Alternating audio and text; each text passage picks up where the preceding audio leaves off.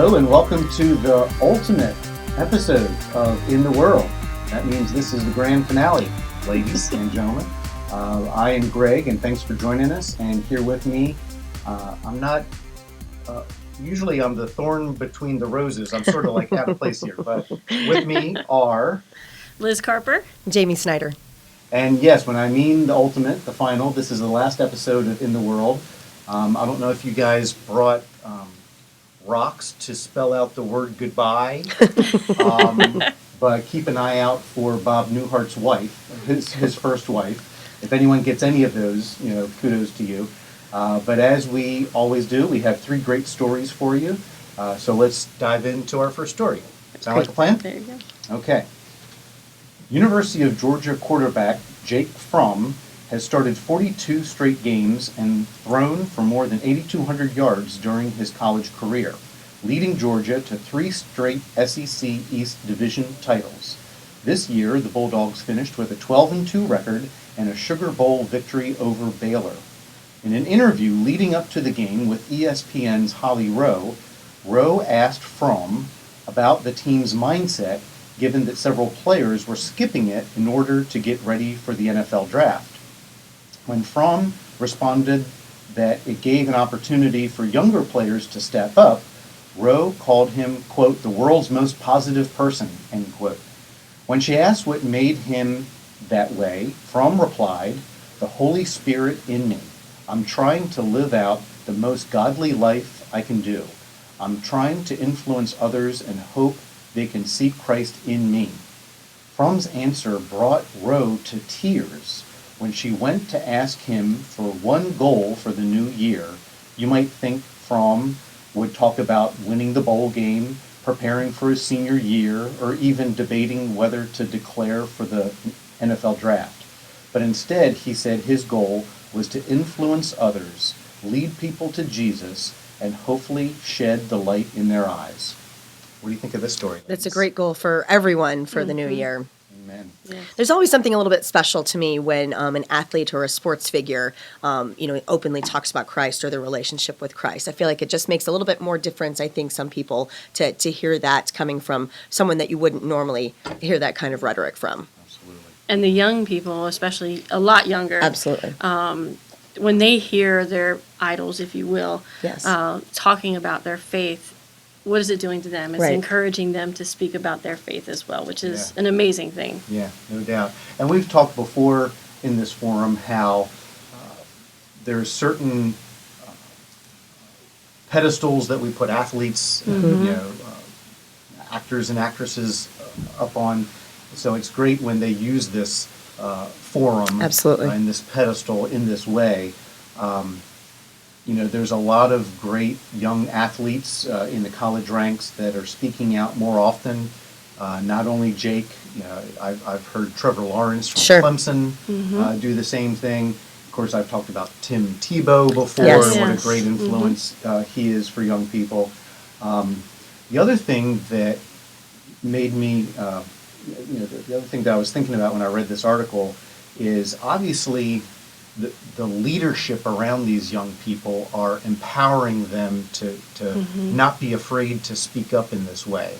So, for a public university like the University of Georgia or Clemson or wherever, obviously the head coach is giving them the freedom, and they're probably even using the same talking points themselves Right. Right. when they're motivating their team as a whole. And then you see these quarterbacks which are often seen as the field general and the leader of the team, as far as the teammates are concerned.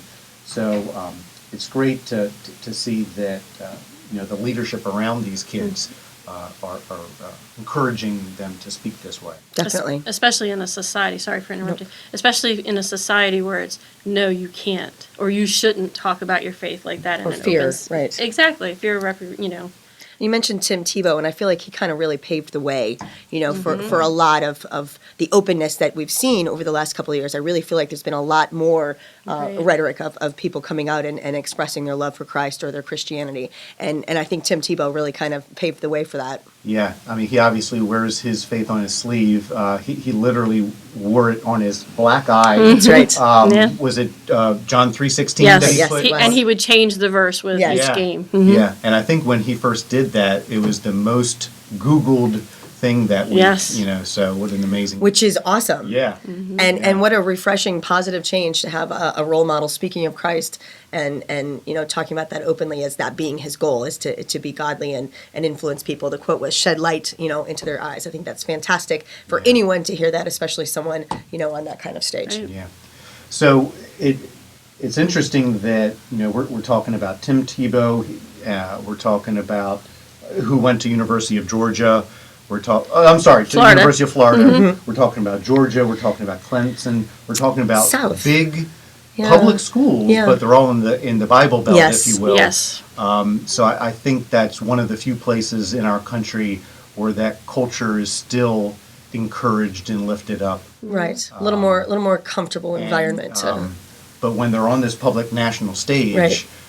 hopefully, other places in the country see this as a positive thing, and that maybe that can permeate into other parts of the country as well. Anytime anyone talks about Christ and then gives someone the courage to talk about it themselves, I think it's a positive impact. Yeah. Very good. All right. for Our our next next story. story. It is. All right. Next story. 8 years ago, the United States Supreme Court unanimously affirmed what's called the ministerial exception, which Chief Justice Roberts described as the idea that the church must be free to choose those who will guide it on its way. That case involved a commissioned minister and teacher at the church's K-8 school who was dismissed for insubordination, disruptive conduct, and threatening to sue the church, all in violation of the church's teachings. This year, though, the court is being asked to revisit the ministerial exception. The court will be hearing two cases, both out of the Ninth Circuit, and both involving teachers at parochial schools who the schools say were let go for poor job performance. However, one of the teachers claims she was really fired because of her age, and the other says it was because she needed time off due to her breast cancer diagnosis. If the ministerial exception applies to these teachers, then the government cannot intervene to tell the church who it should hire. If, however, it doesn't, then the ordinary federal laws that protect all employees would also apply here. The teachers are arguing that they were not ministerial employees. They simply taught 5th or 6th grade. The schools, however, have said that both teachers were expected to holistically integrate religion into all aspects of their instruction. So the lower court's ruling, which was in favor of the teachers, is tantamount to giving the government control over who provides religious instruction in parochial schools. The date for the oral argument has not yet been set. This is something that's going to hit home to us here at Trinity because we do have our own K-8 Right. school along with a child care. So what do you guys think about this? I really appreciated the one statement about the church saying that they had an expectation of the teachers to integrate that into, and so that was really, that's what stands out to me is that is the expectation. It should be the expectation for teachers at any Christian school that should be integrated into the Right. curriculum. First, I'll say that it doesn't surprise me that this case is coming out of what some call the nutty Ninth Circuit. That's where a lot of unusual cases begin. I should also say that I do not believe in any discrimination whatsoever in the workplace, whether it's women dealing with breast cancer or age discrimination. And as this alludes to, there's laws in place for all employers that protect us from that type of discrimination. I also think that the ministerial exception, I would argue, provides flexibility that all employers should have. All employers set certain standards and expectations, believing Sure. in the mission of the organization, whether Right. it's a religious organization or not. I think that some employment laws that are in place go too far and go beyond protecting the employee and goes, to the extreme of discriminating against the employer and not allowing them to have the freedom and flexibility to run their business I as they agree. see fit. If they do something that's inappropriate or discriminatory, number one, people won't want to work for them and people will leave.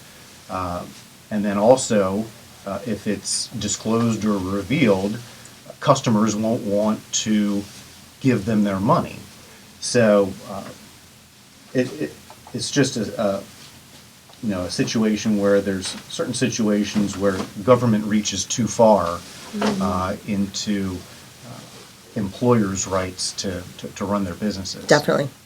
And the job that I work in, if you want to remove somebody, you have to have tons of documentation. So I'm hoping that if they were really let go for poor job performance, there's some kind of documentation to back that up. Sure.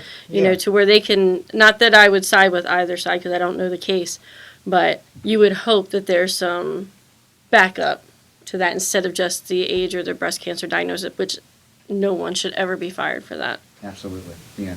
And so back to the specific case and the ministerial exception, obviously, I would hope that all religious-based organizations and churches will continue to have that exception. Yes. Knowing that the existing employment laws that are in place aren't going anywhere. So I hope we will continue to benefit from that Right. ministerial exception, and that the court will rule the right way.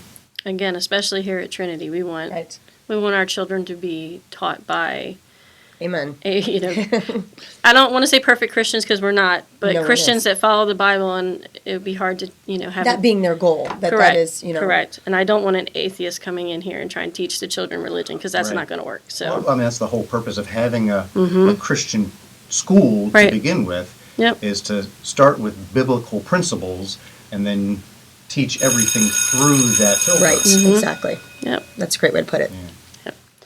All right. Okay, on to our final story. Last but not least. Actor Gary Sinise is not a soldier, but he played one in the movies. Sinise famously played Lieutenant Dan in the 1994 film Forrest Gump. Inspired by the role, Sinise has dedicated much of his time to caring for veterans and their families, including partnering with the Disabled American Veterans Organization, participating in USO tours, and headlining the Lieutenant Dan Band, which travels around the world performing for U.S. troops. In 2006, his foundation started the Snowball Express program, where he fulfilled the wish of a fallen soldier to take his kids to Disney World.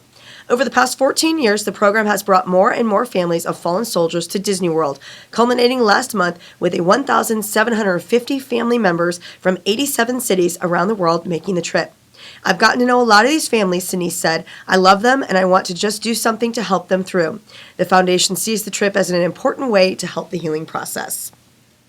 What I read out of his last statement, I love them and I want to just do something to help them through, takes me right back to our very first story and hopefully shed some light in their eyes. Influence someone, lead people to Jesus and shed light in their eyes. I think that's exactly what he's doing with the work that he's doing.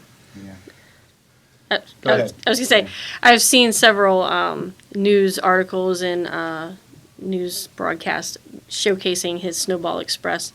Number one, anything that goes to Disney, I'm all for. I'm all for that. But the way the children light up and have that little spark of light and hope just for that little bit of time. To us, it's a blip on the map. Brings their but- childhood back, Exactly. given all the other circumstances. Exactly, that and it's they're just something dealing with. nice to focus on instead of all the, I heard about your father, I heard Right. about your mom.